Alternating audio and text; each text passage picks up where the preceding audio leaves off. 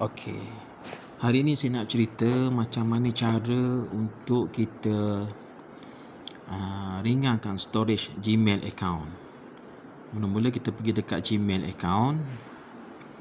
Kemudian dekat bahagian atas tu ada 3 garis sebelah kiri, kita tekan. Lepas tu kita pergi dekat manage subscription. Manage subscriptions tu, okey, dekat situ selalunya akan ada email daripada subscription yang kita pernah ni. Mana-mana yang kita tak nak tu kita kena delete lah. Contoh kita Canva ni kita tak nak kan, kita pun unsubscribe. Canva World Tour tu kita unsubscribe.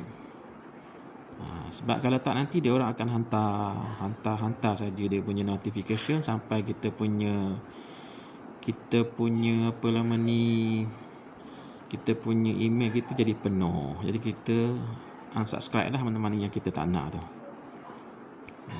Itu cara dia.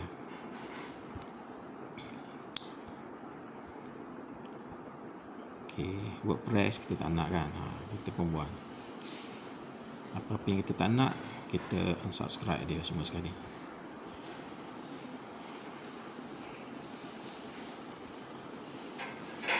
Itu saja cara dia. Kita buang semua sekali.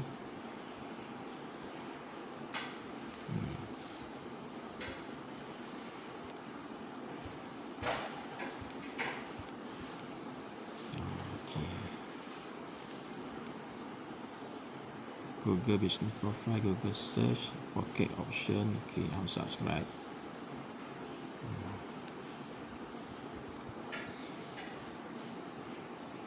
Google Business Profile,